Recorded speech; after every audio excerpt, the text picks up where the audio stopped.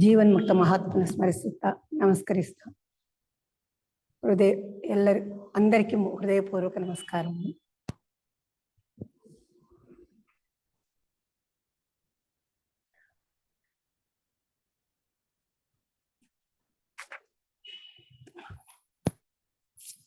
ఓం గురు బ్రహ్మ గురుర్విష్ణు గురుర్దేవో మహేశ్వరః గురు సాక్షాత్ పరబ్రహ్మ తస్మై శ్రీ గురవే నమః.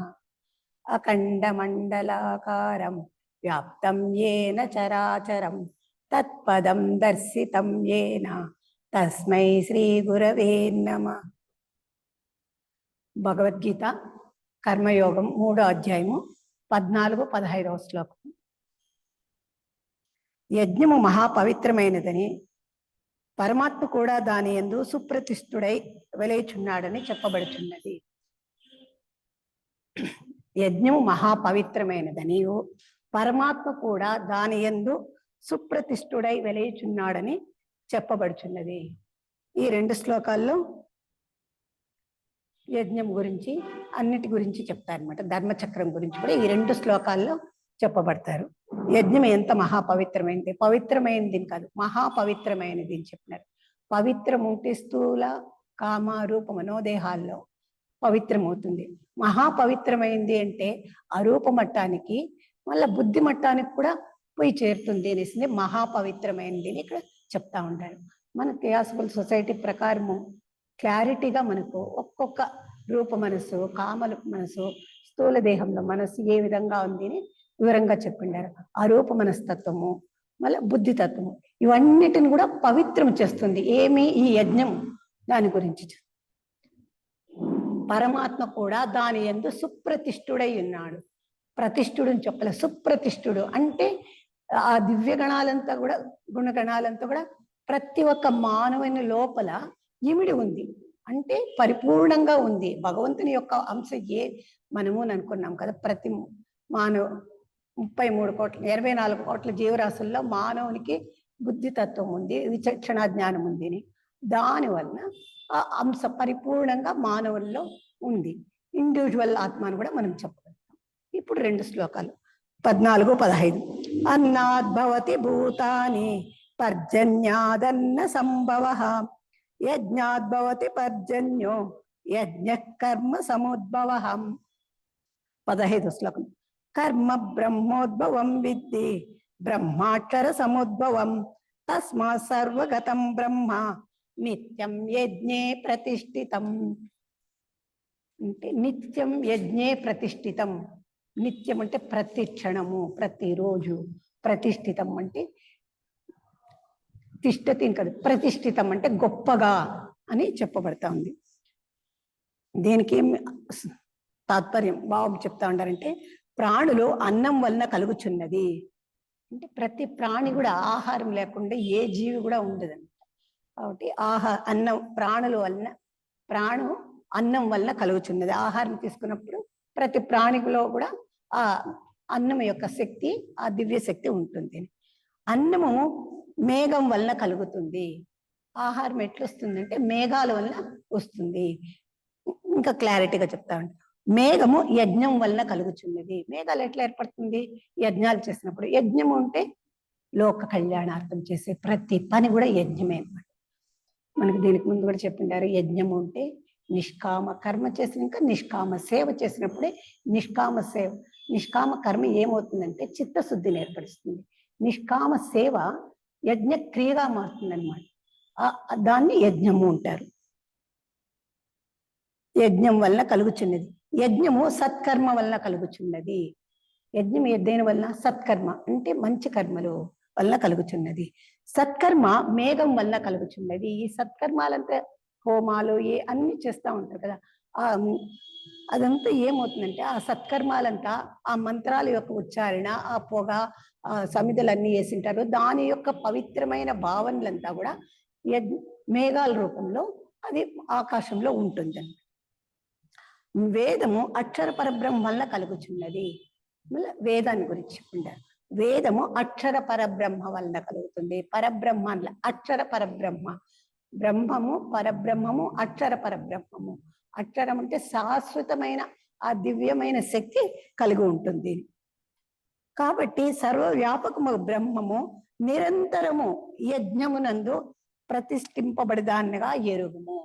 అంటే ఆ యజ్ఞాల్లో ఆ సర్వవ్యాపకమైన బ్రహ్మం ఉంటే సర్వవ్యాపకమగు బ్రహ్మము అంటే సర్వము ప్రతి అణువులోనూ వ్యాపించి ఉండాలి. ఏది? బ్రహ్మము, ఆ దివ్యమైన దైవిక శక్తి. నిరంతరము యజ్ఞమునందు ప్రతి క్షణము చేసేది లోక కళ్యాణార్థం చేసే ప్రతి మహాత్ములు, మామూలు సాధారణ జనులు కూడా చేసేది ఆ దీంట్లో యజ్ఞములో పోయి ఇముడుతుంది, ప్రతిష్ఠింపబడుతుంది. ఇక్కడ ఒక ధర్మచక్రం అని చెప్పింటాము. ఆ ధర్మచక్రం గురించి తెలుసుకుంటాం. బ్రహ్మం వలన వేదము, వేదం వలన సత్కర్మ, సత్కర్మ వలన యజ్ఞము కలుగుచున్నది. ఇక్కడ మళ్ళీ ఇక్కడి నుంచి చెప్తా ఉంటాం. బ్రహ్మం వలన వేదము, వేదం వలన సత్కర్మ, సత్కర్మ వలన యజ్ఞము. దీని గురించి, ఈ ధర్మచక్రాన్ని గురించి మనం తెలుసుకునే ప్రయత్నం చేస్తాము.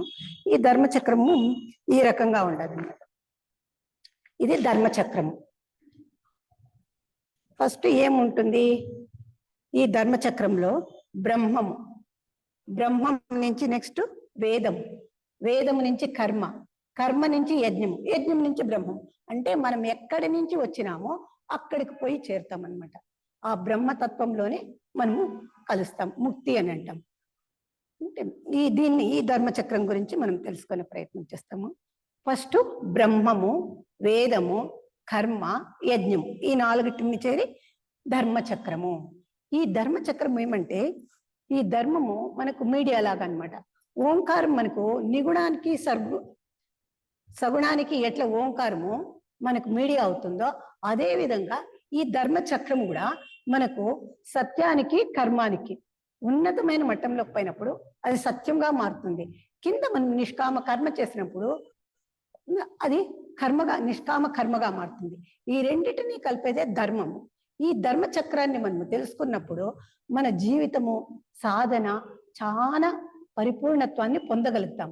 దాని గురించి తెలుసుకుంటాం. ధర్మము ఉన్నత స్థితికి పోయేటప్పుడు సత్యంగాను, అంటే భూలోక స్థితికి వచ్చినప్పుడు కర్మగాను మారుతుంది. దీనికి ఉదాహరణ ఓంకారం అనమాట. ధర్మం ఎట్లా పనిచేస్తుంది ఇదే అన్నమాట ధర్మ రహస్యం, ప్రకృతి రహస్యం కూడా. దానికి మనకు పురాణాలు చెప్పిండారు. ధర్మో రక్షిత రక్షిత. మనం ధర్మంగా చేసినప్పుడు మన కర్మలంతా ధర్మంగా శాస్త్రనియమంగా చేసేటప్పుడు ఆ ధర్మమే మనల్ని రక్షణ చేస్తుంది. ఇంకోటి ధర్మక్షేత్రే కురుక్షేత్ర. భగవద్గీత మొట్టమొదటి శ్లోకమే ధర్మక్షేత్రే కురుక్షేత్రే. అంటే ధర్మం కురు, ధర్మాన్ని ఆచరించినప్పుడు ఈ క్షేత్రము పవిత్రం అవుతుంది. అంటే ఈ దేహం, స్థూల దేహము పవిత్రం అవుతుంది. ఎప్పుడు పవిత్రం అవుతుందో అప్పుడు మహాత్ములు చెప్పినప్పుడు ఈ దేహమే దేవాలయం అవుతుంది అన్నమాట. ఎక్కడ పోకర్లే, మన దేహంలోనే దేవాలయం అనేది ఉంది. దాన్ని పరిపూర్ణత్వాన్ని, ఆ శక్తిని మనము ఆచరణ చేసినప్పుడు అనుభవించే ఆ స్థితిని పొందగలుగుతాము. ఇంకా ఒకటి చెప్పిండారు భగవంతుడు, ధర్మ సంస్థాపనార్థాయ సంభవామి యుగే యుగే. ఎప్పుడు ధర్మము క్షీణిస్తుందో నేను అప్పుడు జన్మ తీసుకుంటాను. ఇదంతా ధర్మం గురించి, అంటే భగవంతుడే చెప్పిన అనమాట. భగవంతుడు అంత స్పష్టంగా మనకు వివరంగా చెప్పినప్పుడు మన జీవన విధానంలో మనం మార్పు తెచ్చుకొని మనమే ప్రయత్నం చేయాలన్నమాట. ఇది ధర్మం. నెక్స్ట్ అంటే బ్రహ్మం. ఈ ధర్మచక్రంలో ఫస్ట్ వచ్చి బ్రహ్మం. బ్రహ్మం గురించి తెలుసుకుంటాం.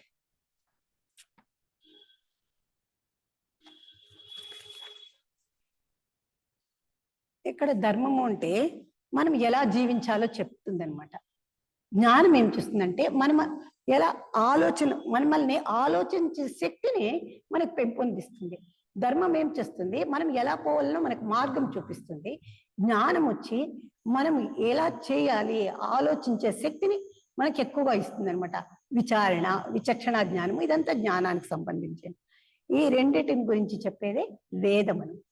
ఇక్కడ బ్రహ్మం గురించి తెలుసుకుంటాం. బ్రహ్మం అంటే ఏమి? ఒక తత్వం అన్నమాట. బ్రహ్మ అనేది ఒక తత్వ పదం. అంటే మూల ప్రకృతి నుంచి ప్రకృతిగా వచ్చినప్పుడు మనము మూల ప్రకృతిని కూడా పరబ్రహ్మము అంటాం. కానీ ప్రకృతిలోకి వచ్చినప్పుడు దానికి ఒక పేరు చెప్తాం అనమాట, బ్రహ్మము, భగవంతుడు. కానీ ఇక్కడ బ్రహ్మము అని చెప్పినారు. బ్రహ్మము అంటే చాలా గొప్పది, ఇంత అని చెప్పేదానికి విలువ కట్టలేని దాన్ని బ్రహ్మము అంటాం.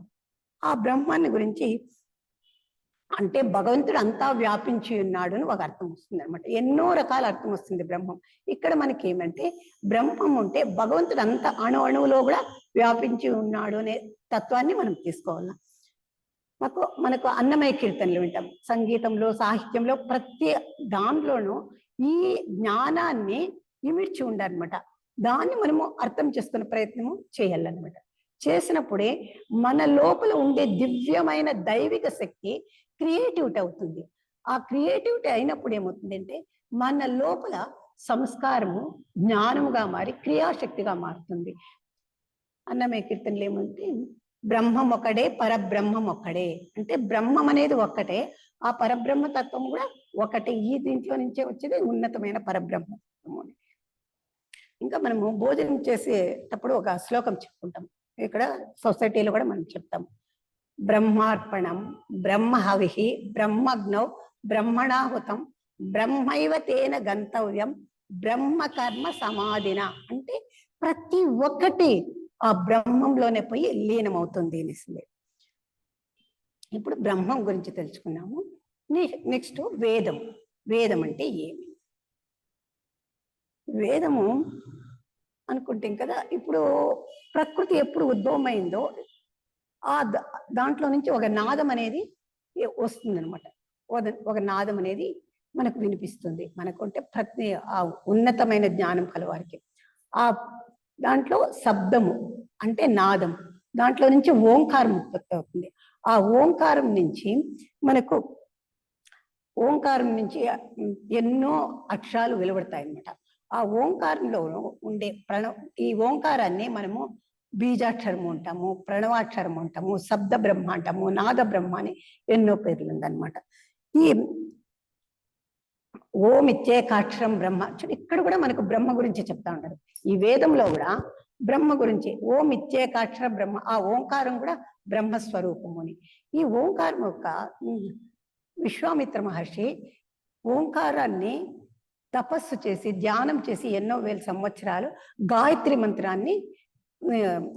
మంత్రాన్ని సంపాదిస్తాడు.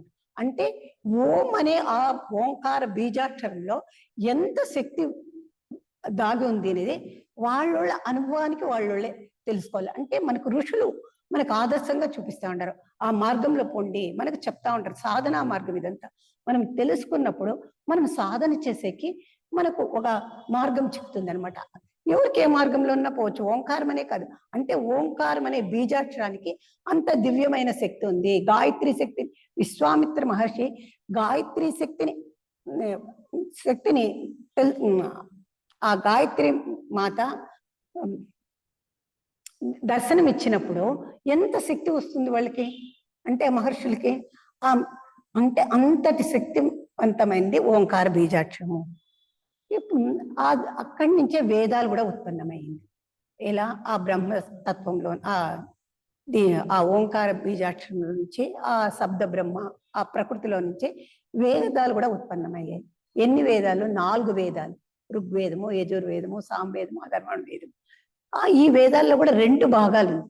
ఒకటి వేదము, రెండోది వేదాంతము. వేదము అంటే కర్మకాండకు సంబంధించింది, వేదాంతము జ్ఞానకాండకు సంబంధించింది. అంటే 2 ఒకదానికొకటి అవినాభావ సంబంధం ఉందన్నమాట. దీన్నంతా మనము వేదాంతంలో ఉపనిషత్తులు ఉన్నాయి, ఎన్నో ఉపనిషత్తులు ఉన్నాయి. ఆ ఉపనిషత్తుల్లోని సారము ఏమి? భగవంతుడు మనలోనే ఉన్నాడు అని ప్రశ్నోపనిషత్తులు క్వశ్చన్ల ద్వారా చెప్తారు. ఇట్లా ఎన్నో ఉపనిషత్తులు ఉంది. దాంట్లో 10 ఉపనిషత్తులు చాలా ముఖ్యమైనవి. ఆ 10 ఉపనిషత్తుల్లో ఈశావాసోపనిషత్తు చాలా ప్రముఖమైనది. అంటే మొట్టమొదటి ఉపనిషత్తులోనే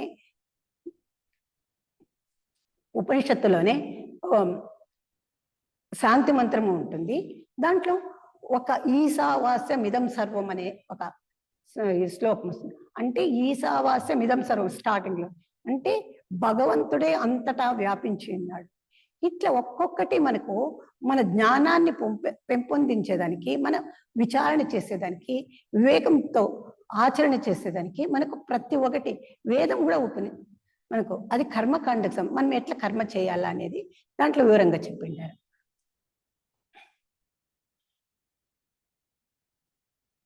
ఇప్పుడు వేదమాయ, మూడోది కర్మ.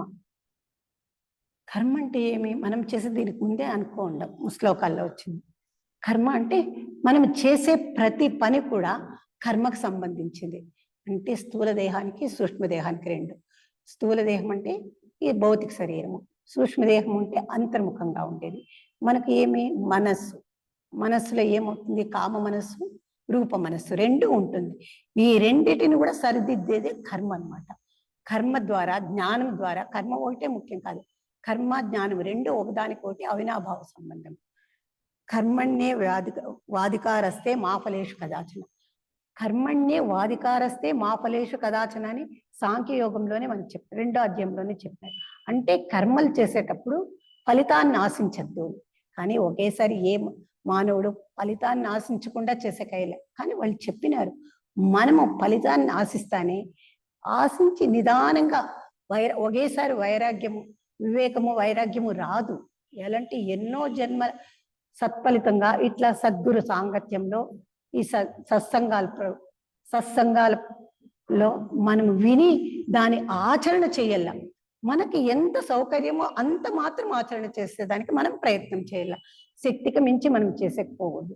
ఎందుకంటే ఎన్నో కష్టాలకు మనము ఫీల్ అవుతాము. ఆ ఫీల్ కాకుండా ఉండాలంటే మనదైన దృఢమైన ఇచ్ఛాశక్తితో మనము మన క్రియను, కార్యకలాపాలని, మన కర్తవ్య నిర్వహణని మనం చేయాలన్నమాట. ఈ కర్మలో 3 భాగాలు: ప్రారబ్ధ కర్మ, ఆగామి, సంచితం. ప్రారబ్ధం మనకు తెలిసిందే, ప్రతి ఒక్కటి తెలిసిందే. కానీ ఆగామి కర్మ చేసుకోకుండా ఉండేదానికి ఈ జ్ఞాన సాధన, కర్మ సాధన రెండు మనకు 2 భుజాలు వంటివి, 2 నేత్రాలు వంటివి. ఎట్లంటే ఒకదానికొకటి అవినాభావ సంబంధం అనుకున్నాం. 2 చేతులతో చేస్తే నమస్కారం అవుతుంది, 2 చేతులతో తడితే శబ్దం వస్తుంది. అట్లా 2 ఒకదానికొకటి అవినాభావ సంబంధమైనప్పుడు మన లోపల ఉండే విచక్షణ జ్ఞానము, దివ్యమైన శక్తి, క్రియేటివిటీ అవుతా వస్తుంది అనమాట. ఇది కర్మ అనమాట. ఈ భారతదేశము అదే అనుకుంటుంది కదా, ప్రారబ్ధం, ఆగామి, సంచితం అనేసి. ప్రారబ్ధం అంటే మనం ఎన్నో జన్మల్లో చేసిండేది కూడా. ప్రారబ్ధం, ఆగామి, సంచితం. సంచితం అంటే ఎన్నో జన్మల్లో చేసిండేదంతా నిగూఢమై ఉంటుంది సంచితం. ప్రారబ్ధం అంటే మనకి ఎంత కావాలో ఈ జన్మలో కొద్ది కొద్దిగా భగవంతుడే ఇస్తాడనమాట. మన లోపల ఉండే భగవంతుడు ఏదైనా అనుకొని తీసుకొని వస్తాం. ఆగామి అంటే మనము చేయబోయే పనికి కర్మ, జ్ఞానము 2 మనకి అవినాభావ సంబంధం. మనము అవేర్నెస్ వస్తుంది. అందుకే జిడ్డు కృష్ణమూర్తి గారు ఏం చెప్పినారు? వర్తమానంలో ఉండండి, సదా వర్తమానంలో జీవించండి అని, అవేర్నెస్ లో ఉండండి.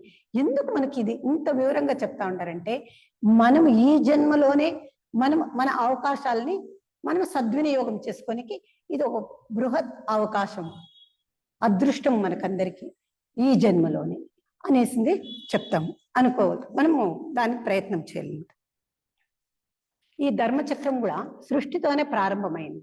బ్రహ్మం ఉంటే సృష్టికర్తే కాబట్టి ఈ ధర్మచక్రం కూడా సృష్టితోనే ప్రారంభమైంది. ఈ కర్మ అయినాక నెక్స్ట్ యజ్ఞము. యజ్ఞము అంటే దీంట్లో ఎన్నో యజ్ఞాలు ఉన్నాయి. జ్ఞాన యజ్ఞము, దాన యజ్ఞము, ఎన్నో రకాలు ఉన్నాయి. సంకల్పాలు పంపించేది, ఇదంతా కూడా యజ్ఞానికి సంబంధించిందే. నిస్వార్థంగా, నిష్కామంగా చేసినప్పుడు ఈ యజ్ఞం గురించి పురుష సూక్తంలో చాలా వివరంగా చెప్పబడిండారు. ఆ పురుష సూక్తంలో ఏం చెప్పిండారు అంటే, సూక్తం ఉంటే బాగుగా చెప్పబడినది. పురుష అంటే భగవంతుడు అనమాట. పురుషాత్మ అని మనం చెప్తాం కదా, ఆ పురుషాత్మ ఏమి చెప్పబడిందో అది బాగుగా పురుష సూక్తంలో బాగుగా ఆ భగవంతుని గురించి వివరంగా చెప్పిండేది పురుష సూక్తం. ఈ పురుష సూక్తంలో 2 భాగాలు ఉంది. ఒకటి పూర్వ సృష్టి, ఇంకోటి ఉత్తర సృష్టి. ఈ పూర్వ సృష్టి వచ్చి సృష్టి క్రమాన్ని, సృష్టి ఎట్లయ్యింది, ఏ విధంగా అయ్యింది అనేసి చెప్తారు. ఉత్తర సృష్టిలో జీవ వికాసం గురించి చెప్తారు. చూడు, మనకు వేదాలు చదవల్లా అని కాదు, మనకు చాలా సులభమైన రీతిలో మహాత్ములు సులభమైన మార్గంలో పోయి అర్థం చేసుకునే విధంగా మనకు ఈ మంత్రాలు, ఉపనిషత్తులు, భగవద్గీత, ఈ పురుష సూక్తము, శ్రీ సూక్తము, ఇలా ఎన్నో, గాయత్రి మంత్రము, ఇలా ఎన్నో చెప్పిండారనమాట. ఏ ఒక్కటి మనం తీసుకొని దీన్ని అలవర్చుకుంటే, ఆచరణ చేస్తే, అనుష్ఠానం చేస్తే మన లోపల ఉండే దివ్య శక్తి బాహ్యానికి వస్తుంది. మనం ఆచరణ చేయగలుగుతాం. మనలో దృఢమైన ఇచ్ఛాశక్తి ఏర్పడుతుంది. దాని గురించి తెలుసుకుంటాం. ఉత్తర సృష్టి అంటే ఏమి?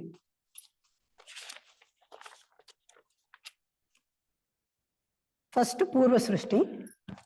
పూర్వ సృష్టిలో భగవంతుని మహిమల్ని మనకు వివరంగా చెప్పింటారు అనమాట. భగవంతుని మహిమల్ని కీర్తించే విధంగా. అయ్యే ఆ భగవంతుని మహిమల్ని కీర్తించే విధంగా రెండు భాగాలు అనుకుంటాం కదా, పూర్వ సృష్టి, ఉత్తర సృష్టి. పూర్వ సృష్టిలో ఇప్పుడు భూమి, ఆకాశం. భూమిలో కాల్భాగమే అనమాట భూతత్వానికి ఆధ్యాత్మిక వచ్చిండేది. భూమికి స్థావరంగా కాల్భాగం. గగనము అంటే ఆకాశతత్వంలో ముక్కాల్ భాగము స్టోరేజ్ అయి ఉండాది అని వాళ్ళు చెప్తారు.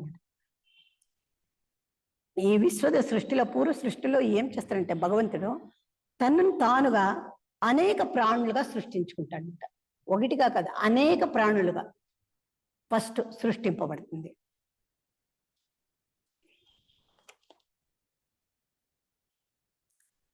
మళ్ళీ ఆ ఉత్తర సృష్టిలో ఏమవుతుందంటే ఆ ప్రాణులు జీవించేదానికి, వికాసం కలిగేదానికి ఏమేమి ఆహార పదార్థాలు కావాలా, ఏమి మనకు కావాలా అనేసి ఉత్తర సృష్టిలో వివరింపబడింది. చాలా బాగా వివరించి చెప్పిండారు పురుషోత్తంలో.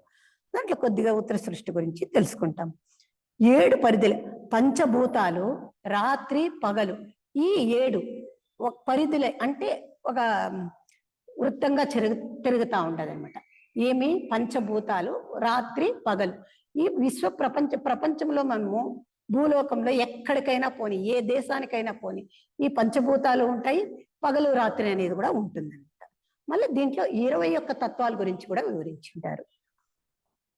ఇది ఉత్తర సృష్టిలో. మళ్ళీ దీంట్లోనే ఆ ఉత్తర సృష్టిలోనే యజ్ఞం గురించి చెప్పిండారు.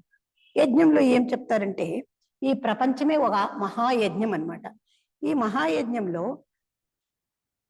అంటే మహాయజ్ఞం ఉన్నప్పుడు ఆ బ్రహ్మ గురించి మనం తెలుసుకోవాలి. ప్రపంచమే మహాయజ్ఞం అని చెప్పినారు కదా. చెప్పినప్పుడు మనము ఇక్కడ ఏమి 4 ధర్మచక్రంలో 4 గురించి చెప్పిండారు. ఇప్పుడు మళ్ళా యజ్ఞంలో బ్రహ్మం గురించి చెప్పారు. బ్రహ్మ సృష్టికర్త కాబట్టి ఆ బ్రహ్మ ముఖం నుంచి బ్రాహ్మణుడు అంటే బ్రాహ్మణ జ్ఞానాన్ని, బ్రహ్మ జ్ఞానాన్ని వివరించే తత్వాన్ని బ్రాహ్మణుడు అని చెప్పినారన్నమాట. రెండోది క్షత్రియుడు. చేతులు వచ్చి, ముఖాన్ని వచ్చి బ్రాహ్మణత్వంతో పోల్చిండారు. చేతులు వచ్చి క్షత్రియ తత్వంతో. క్షత్రియ తత్వం ఏమి? కర్తవ్యాన్ని నిర్వహించాల. మన కర్తవ్యమేమి? ప్రతి ఒక్కరము క్షత్రియమే. మన కర్తవ్యాన్ని మనం చేస్తాం. అంటే ఉన్నత మట్టానికి పోయి చేయాలని ఇక్కడ వాళ్ళు చెప్తా ఉంటారు. బాహ్యంగా ఇక్కడ భూతత్వం, ఆధ్యాత్మిక తత్వం ఈ భూమి పైనను మనం వచ్చినప్పుడు చేస్తూ ఉంటాము, భౌతికంలోనూ చేస్తూ ఉంటాము. కానీ భౌతికం నుంచి ఆధ్యాత్మికానికి పోయేదానికి కూడా ఈ కర్మ ద్వారానే మన కర్తవ్యాన్ని మనం కరెక్ట్ గా నిర్వహించాల. మనకు భగవద్గీతలో కూడా అదే చెప్పినారు, మన ప్రతి ఒక్క గ్రంథాల్లోనూ అదే చెప్తారు. మళ్ళా వైశ్యతత్వం, తొడలొచ్చి వైశ్యతత్వం. వైశ్యతత్వం ఉంటే ఏమీ లేదు, దృఢంగా ఉండాల. మన ఇచ్ఛాశక్తి ఎంత దుర్యోధనుడు తొడలు కొట్టు అంటే ఒక ఉదాహరణ మనం తెలుసుకోవాలి. అంత ఇచ్ఛాశక్తితో మనము చేయాలన్నమాట. 4వది పాదాలు, అంటే భూతత్వము. సూర్యులు అంటారు కాదు, ఆ రకంగా మనం కష్టపడాలా. కష్టే ఫలేనిసిందే ఒక వాక్యం. అట్లా పాదాలు ఉంటే భూతత్వంతో ఇదే చెప్పిండు. ఇక్కడ మళ్ళీ ఇంద్రియాల గురించి చెప్తారు ఈ యజ్ఞంలోని. మనస్సు వచ్చి చంద్రునితో పోలిస్తారు. అంటే శాంతంగా ఉండాలి. ఎప్పుడు శాంతంగా ఉన్నామంటే మన మనసులో అనుకుంటే ఇంకా పవిత్రంగా ఉంటుంది. అంటే ఆ రకంగా మనం ఉండాలి అనేసి. నాభి అంతరిక్షంతో, నాభి అంటే అంతరిక్షం అనేసింది. అంతరిక్షం ఉంటే ప్రాణశక్తి, సూర్యుడి నుంచి వచ్చే ప్రాణశక్తి మనము మన శ్వాస ద్వారా అంతరిక్షం అంటే నాభి వరకు మనము పీల్చాలి అని చెప్తారు. ఎందుకు అంటే నాభిలో 1000 నాడులు, 72,000 నాడులకు శక్తిని ప్రసారింపజేస్తుంది అనమాట. ఆ ప్రసారింపజేసేదానికి ఏమవుతుంది, మన శ్వాస బాగా పీల్చుకోవాలి. అందుకే ధ్యానంలో మీరు లోపల వరకు శ్వాస పీల్చుకోండి అని చెప్తారనమాట. మళ్ళీ ముఖం, మనస్సు అయింది ముఖం. ముఖం వచ్చి ఇంద్రుడు, అగ్ని. ఈ జ్ఞానేంద్రియాల్లో అంతా కూడా ముఖంలోనే తేజస్సుగా ఉంటుంది. అంటే అగ్నితత్వము తేజస్సుతో సమానం అనమాట, ప్రకాశవంతంగా ఉంటుంది. ఈ ఇంద్రుడు అంటే ఇంద్రియాలనంతా మనము మన చేతిలో పెట్టుకోవాలా, అదనమాట ముఖానికి వాళ్ళు చెప్పిండే తత్వం. మళ్ళీ కన్ను, సూర్యుడు అనమాట. అంటే సూర్య చంద్రులు రెండు మనకు కుడి ఎడమల్లో ఈడా పింగళ అని చెప్తాం. ఆ తత్వాన్ని మనము బాగా అదే శ్వాస చేసేటప్పుడు ఎడమ ముక్కులో నుంచి కుడి ముక్కుకి, కుడి ముక్కు అంటే దీన్నంతా ఏమి అంటే యోగానికి, ధ్యానానికి మనకు చెప్తా ఉంటారు. ఈ తత్వాలని మనం తెలుసుకోవాల. తత్వం ఉంటే సత్యాన్ని దగ్గరగా పోయి చేరేదానికి తత్వము అని అంటారు. ఇంకోటి శిరస్సు, స్వర్గం అంటారు. ఈ శిరస్సు అంటే మనకు సహస్రార చక్రం ఉండేది ఆ శిరస్సులోనే పై భాగంలో అనమాట. ఇంకోటి పాదాలు అంటే భూతత్వంతో మనం అనుకుంటాం కదా, భూమి అంటే స్థిరత్వాన్ని మనము తెలుసుకోవాలన్నమాట. చెవి దిశలు అంటే చెవి దిశలను చూపిస్తున్నాను, అంటే శబ్దనాదాలని మనం గ్రహించగలిగేదానికి చెవులు కావాలన్నమాట. ప్రాణం వచ్చి వాయువు, అంటే ఈ వాయువుతోనే మనకు శ్వాస నిలిచిపోయిందంటే ఏమీ చేయలేము. శ్వాస ద్వారానే ప్రతి పని మనం చేయగలుగుతాం. ప్రతి కర్మ కూడా శ్వాసతోనే అనుసంధానమై ఉంటుంది. కాబట్టి మనం చేసే ప్రతి పని, ప్రతి క్షణం మనం ఎంత అవేర్నెస్ తో మనం చేస్తామో మనలోనే ఉండే ఇచ్ఛాశక్తి, జ్ఞానశక్తి, క్రియాశక్తి ఏదైనా సరే ఆ శక్తి రూపంగా బాహ్యానికి వచ్చి మనలో ఉండే అవేర్నెస్ ని మనకు దృఢమైన ఇచ్ఛాశక్తిగా మనం చేయగలుగుతాం. మనలో ఏమి ఆ వాయువుకి ఎంతటి శక్తి ఉంది, ప్రపంచమంతా పంచభూతాల్లోనే ఉంటుంది. కానీ వాయువుకి ఎక్కువ శక్తి ఉంది. అంటే మనం పీల్చే గాలి, వదిలే గాలి మన కర్మల్ని సంఘటితం చేస్తుంది అనమాట. ఇంకా ఇవన్నీ తెలుసుకునే దానివల్ల ఏం లాభం అనేసిందే ఈ భగవంతుడిని తెలుసుకున్నందుకు, పొందినందుకు ఏది లభిస్తుంది? ప్రతి దానికి మనకు ఫలాపేక్షణ కోరుతాం. ఫలితం ద్వారానే మనము ముందరకు పోగలుగుతాం. ఎందుకు అంటే అజ్ఞానం నుంచి జ్ఞానానికి రావాలంటే ప్రతి ఒక్కటి ఎందుకు ఏమిని మనమే ప్రశ్నించుకోవాలి. అది శాస్త్రాలు, జ్ఞాన గ్రంథాలు మనకు వివరంగా చెప్తా ఉంది. ఈ రోజు యూట్యూబ్ లో ఇంకా ఎన్నో విధాలుగా మనకు సహాయము, సహకారము లభిస్తా ఉందన్నమాట. ఇది తెలుసుకునే దాని వల్ల ఏమవుతుందంటే ఈ యజ్ఞం ద్వారా, ఇదంతా యజ్ఞం ఉంటే మనం రెండు రకాలు అనుకుంటాం కదా. నిష్కామ కర్మ ద్వారా చిత్తశుద్ధి ఏర్పడుతుంది, నిష్కామ సేవ ద్వారా యజ్ఞ క్రియారూపంగా మారుతుంది అనమాట. ఈ యజ్ఞం ద్వారా భగవంతుని తెలుసుకున్నవాడు, ఆచరించిన వాడు, తెలుసుకునేది ఒక స్టెప్, ఆచరణలో పెట్టేది అనుష్ఠానంలో పెట్టినప్పుడు మన జీవితము, మన జన్మ ధన్యం అవుతుంది అనమాట. అంటే ఈ జన్మలోనే విముక్తి పొందగలుగుతాము, ముక్తి పొందగలుగుతాము. అంటే ఈ జన్మలోనే ముక్తి పొందుతాము అని చెప్తే మన ప్రయత్నం ఎంత దృఢంగా ఉండాలి. ఇదే సంస్కార రూపంలో మనకు పునర్జన్మ రూపంలో, ఇంకొక జన్మ రూపంలో మనము అనుకుంటాం కదా. మన ఈ దేహం విడిచినాక ఆ కామలోకంలో కూడా మనకు ఆ సౌకర్యం లభిస్తుంది, ఆ ఫలితం లభిస్తుంది, మనము చేసేదానికి మార్గం లభిస్తుంది. ఎంతో సంతోషంగా మనము ఇక్కడన్నా మనకు బ్రేక్స్ ఉంటాయి, అక్కడ మనకు సౌకర్యాలు ఎన్నో ఉంటాయి. ఇవంతా తెలుసుకునే దాని వల్ల ఆ కామదేహంలో అంటే మనము దాన్ని పొందగలుగుతాము. అంటే ఇంకొక జన్మలో జల్దీ మనం ముక్తిని పొందగలుగుతాము అనే కన్నా ఒకరికి సేవా కార్యం చేయగలుగుతాము. ముక్తి అంటేనే బిడుగడ, బంధుత్వ, ఈ అవినాభావ సంబంధాలంతా వదలు.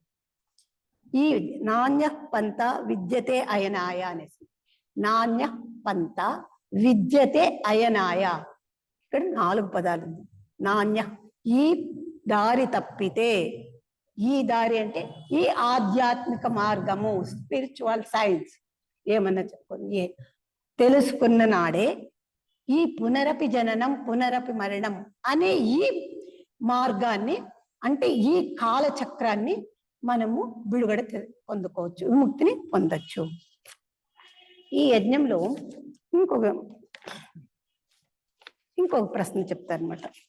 ఏమంటే ఒక వ్యక్తి ముక్తిని భగవంతునికి ఎందుకో ఆకాంక్షించాలి. భగవంతుని దగ్గర ప్రతి ఒక్క వ్యక్తి ఏమనుకుంటారు, నేను ముక్తిని పొందాలి అని ప్రతి ఒక్క వ్యక్తి ఈ కర్మ వద్దు, నాకు ఈ బాధలు వద్దు, ఈ కష్టాలు వద్దు, ఏదేదో వాళ్ళ మానసిక దీన్ని బట్టి ఎందుకు కోరాలి అంటే ఇక్కడ ఒక శ్లోకం చెప్పిండారు. మనకి థియాసఫికల్ సొసైటీలో జ్ఞానాన్ని ఎంత బాగా అందించినారంటే, కర్మ ఎంత మనం చేయాలన్నా జ్ఞానం తప్పితే లేదు. జ్ఞానే కైవల్యం, జ్ఞానం ద్వారానే విముక్తిని పొందగలుగుతారు. ఈ జ్ఞానం ఎలా కావాలి అంటే ఈ థియాసఫికల్ సొసైటీలో ప్రతి అణువులోనూ ప్రతి ఒక్క లేయర్, స్థూల దేహము, కామదేహము, 7 భాగాలు ఎన్ని వివరంగా చెప్పినారంటే అది వాళ్ళోళ్ళే చదివి వాళ్ళోళ్ళే ఆచరణ పెట్టి అనుభవం పొంది ఆ స్థితిని పొందగలగాలి. కాబట్టి ఇక్కడ మంత్రం మనకు నిత్య పూజా విధానంలో ఒక మంత్రం ఉంది. అంటే పురుష సూక్తంలో కూడా ఈ మంత్రం ఉంది. ఎందుకు అంటే మనం తెలుసుకోవాలా, ఈ పూజా విధానము, నిత్య పూజా విధానము చాలా దాంట్లో ఎన్ని మంత్రాలు ఉందో ఆ మంత్రంలో ఒక దివ్యమైన దైవిక శక్తి ఉంది. మనం అన్ని చదవకపోయినా కూడా, అన్ని పూజలు చేయకపోయినా కూడా ఈ నిత్య పూజా విధానం గ్రంథంలో నుంచి మనము ఒక్కొక్క శ్లోకాన్ని అర్థం చేసుకుని అనుభవించి ఆచరణ పెట్టినప్పుడు మన మనస్సు ఎంత పరిపక్వత చెందుతుందంటే అది వాళ్ళే ఆ సాధన చేయాలి. ఆ శ్లోకం చదువుతాం. తచ్చంయోరావృణీమహే గాతుం యజ్ఞాయ గాతుం యజ్ఞపతయే దైవీ స్వస్తిరస్తునః. అంటే ఎవరు మంగళకరాన్ని అనుగ్రహిస్తారో ఆ భగవంతుని ప్రార్థిస్తాం.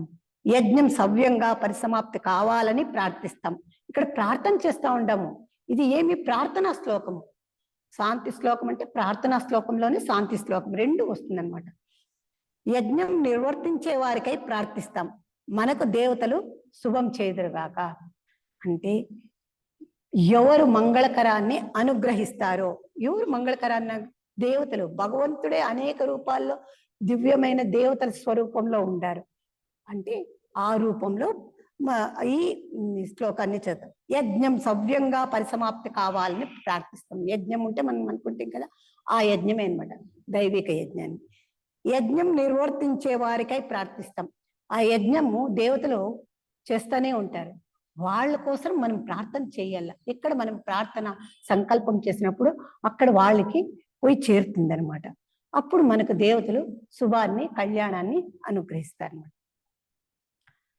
స్వస్తిర్మానుషేభ్యః ఊర్ధ్వం జిగాతు భేషజం సమ్నో అస్తు ద్విపదే సం చతుష్పదే.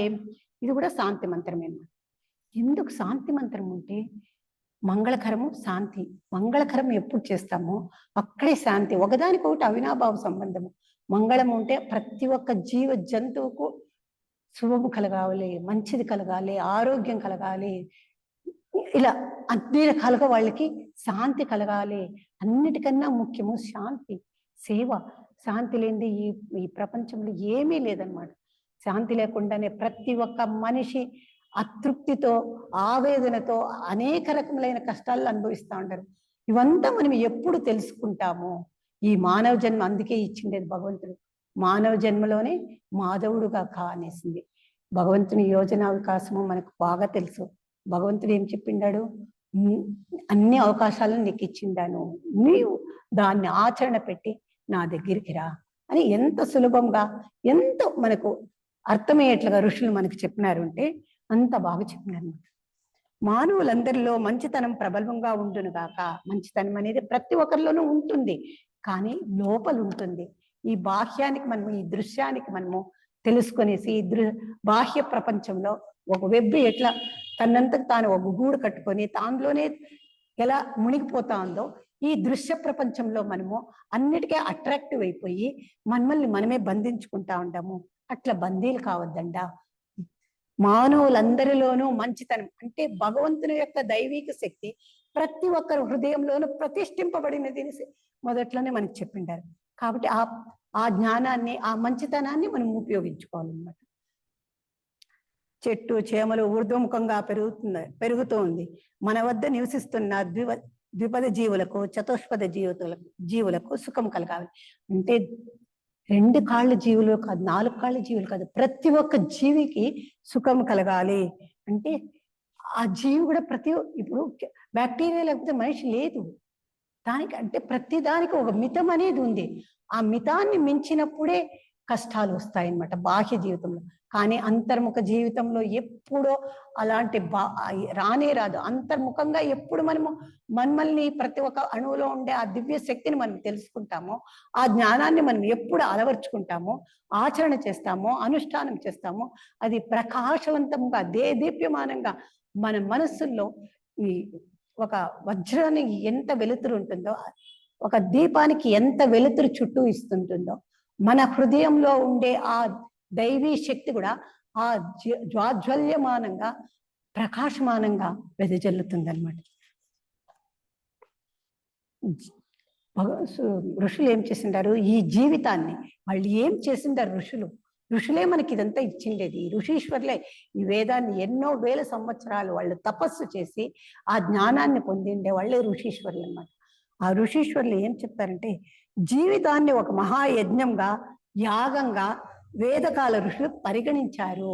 వేదకాలంలో ఋషులు ఏం చేసినారు? ఒక యజ్ఞం కాదు, మహాయజ్ఞముగా, అంటే లోక కళ్యాణార్థం కోసము వాళ్ళ యజ్ఞాన్ని మహాయజ్ఞంగా, యాగంగా వేదకాల ఋషులు దాన్ని పరిగణించారంటే దాన్ని ఆ రకంగా చేసినారనమాట. పరిగణించారంటే ఆ అనుభవాన్ని పొంది యజ్ఞభావంగా, యజ్ఞైక్యంగా చేసినారు. ఆ యజ్ఞం సదా చక్కగా జరగడానికైనా ప్రార్థనా మంత్రము సృష్టింపబడింది. ఈ సృష్టింపబడిన సమస్తము యజ్ఞ వస్తువే. ఈ ప్రార్థనా మంత్రం ఎందుకంటే భూలోకం నుంచి భూవర్లోకం, సువర్లోకం, ఉన్నతమైన లోకాలు పోయే దానికోసము ఈ ప్రార్థనా మంత్రాలు మన మనస్సులో ఉండే బ్రహ్మాండంలో ఉండే ప్రతి ఒక్కటి ఈ పిండాండంలోనూ ఉంది. అప్పుడే అనుకుంటాం కదా ఈ దేహంలోనే అన్ని అవయవాల గురించి. అట్లా బ్రహ్మాండంలో ఉండేది మన పిండాండంలో ఉండేది. ఎప్పుడు ఈ పిండాండంలో ఉండే ప్రతి ఒక్కటి మనం తెలుసుకుని ఆచరణ చేస్తూ మనమే సరిదిద్దుకోవాలి. సరిదిద్దుకున్నామంటే ప్రతి పని ఒక మహాయజ్ఞంగా జరుగుతుంది. ఈ ప్రార్థనా మంత్రం యొక్క శ్లోకంలో అర్థమైందన్నమాట. ఇప్పుడు మనము ధర్మచక్రం గురించి తెలుసుకున్నాము. ధర్మచక్రం ఉంటే మనకి ఇట్లా కర్మంగానో, భౌతిక జీవితంలో కర్మంగానో, ఉన్నతమైన జీవితంలో సత్యంగానూ పరిగణిస్తుంది అనమాట. ఈ మహాయజ్ఞాన్ని మనం ఎప్పుడు తెలుసుకొని మనం ఎప్పుడు ఆచరణ చేస్తామో మన జీవితము సాఫల్యమవుతుంది. ఈ ధర్మ గురించి ఇంకొంచెం, ధర్మం ఉంటే మంగళ వాచకం అనమాట. ఇది ఒక శబ్దం అనమాట, మంగళ శాసనము. ధర్మచక్రము అని అనుకుంటాం కదా, ఆ ధర్మచక్రానికి అర్థం ఫస్ట్ లో తెలుసుకున్నాం. ఇంకొకసారి కొంచెం రిపీట్ చేసుకుంటాం. మన హృదయంలో పోయి నిలిచిపోవాల, బుద్ధి తత్వంలో పోయి నిలిచిపోవాల, మన మనస్సులో పదే పదే అదే రావాలి. ఏమంటే మనం యజ్ఞ స్వరూపులము, మనం వచ్చినాము పరోపకార్తాయ ఇదం శరీరముని, అణోరణీయం మహతో మహీయం ఉపనిషత్తు వాక్యము. మనం వచ్చిన ఇంత మంచి అవకాశాన్ని మనము, మనకెంత శక్తి ఉంటే మనము అంత ఉపయోగించుకుంటాం. ధర్మం అంటే మంగళవాచకము, మంగళ శాసనం కూడా. ఇది శాసిస్తా ఉంది. ధర్మో రక్షిత రక్షిత అనేసింది. 4 పురుషార్థాలు, ధర్మము, అర్థము, కామము, మోక్షము అనేది ఎందుకు? ధర్మం ద్వారానే మనకు ఆ పురుషార్థాన్ని అంటే మోక్షాన్ని పొందగలుగుతాము. అది ఆ మోక్షం ఎట్లా పొందగలుగుతాము? నిష్కామ కర్మ ద్వారా. కర్తృత్వం లేకుండా చేయబడు ప్రతి కార్యము ఒక మహాయజ్ఞమే.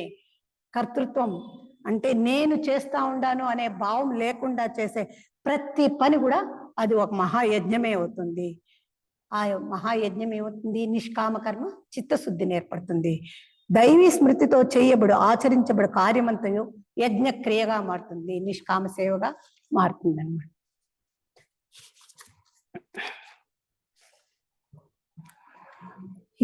దీనివల్ల ఏమవుతుందంటే యజ్ఞమునందు బ్రహ్మము సదా ప్రతిష్ఠితమై అలరార్చున్నదని చెప్పబడింది. ఈ ధర్మచక్రం గురించి మనం తెలుసుకోవడం కాబట్టి ఈ యజ్ఞం అనేది ఈ 4 చేరి బ్రహ్మంలో పోయి మళ్ళీ ఐక్యమవుతుంది అనమాట. కనుకనే యజ్ఞాదులు మహాపవిత్రములై చిత్తశుద్ధి కారకములై మోక్షప్రదములై అలరారుచున్నది. ఈ పై చక్రంలో వర్షము, అన్నము, శరీరము, యజ్ఞము అంతర్భూతములై ఉన్నది. ఈ మహాచక్రం ధర్మచక్రంలో చెప్పుకున్నాం కదా, ఈ శరీరంలోనే అన్ని భాగాలు. వర్షము అంటే ఈ భౌతికంలో వర్షము, అన్నము, శరీరము, యజ్ఞం, ఈ 4 కూడా ఈ భౌతిక తత్వంలో ఇమిడి ఉంది. దైవ కార్యములు సామాన్యములని తలపరాదు, తలంపరాదు. దైవ కార్యాలన్నీ ఒక విధి లిఖితం కాదు, ఇదంతా భగవంతుని ఒక ఇచ్ఛతోనే జరుగుతూ ఉండేది. ఆ ఇచ్ఛని మనం తెలుసుకొని మనం ఆచరణ చేసినామంటే ఆ భగవంతుని అనుగ్రహం అందరికీ లభిస్తుంది. యాలయన్న వాని యందు సాక్షాత్ వ్యాపక పరబ్రహ్మము సుప్రతిష్టమై ఉన్నదని గీత ఉద్ఘోషించుచున్నది. గీత ఏం చెప్తా ఉంది? సాక్షాత్ వ్యాపక పరబ్రహ్మము, ఇది భగవంతుడే చెప్పినాడు. భగవంతుడే ఈ అజ్ఞానం ఈ శ్లోకాలంతా చెప్పిండేది వివరంగా చెప్పిండారు. కాబట్టి సర్వులు వానిని ఆచరించి క్రమముగా చిత్తశుద్ధి ద్వారా బ్రహ్మ సాక్షాత్కారము నుండి బంధ విముక్తులు కావలసి ఉన్నారు. ప్రతి ఒక్కరూ బంధ విముక్తులు కావాలి అంటే ఈ ధర్మచక్రాన్ని మనం ఆచరణ చేయాలి. దేశ సౌభాగ్యం కొరకు, ఆత్మశుద్ధి కొరకు జనులు సత్కర్మలను ఎక్కువగా ఆచరించాలి. హరి ఓం శ్రీకృష్ణార్పణమస్తు. సర్వే భవంతు సుఖినః, సర్వే సంతు నిరామయాః, సర్వే భద్రాణి పశ్యంతు, న కచ్చిత్ దుఃఖ భాగ్ భవేత్. ఓం శాంతి శాంతి శాంతి. హరి ఓం. శ్రీకృష్ణార్పణమస్తు. ఇంతటి సదవకాశాన్ని కల్పించిన లక్ష్మీష్ అన్న వాళ్ళకి, వినిన వారికి అందరికీ హృదయపూర్వక నమస్కారములు.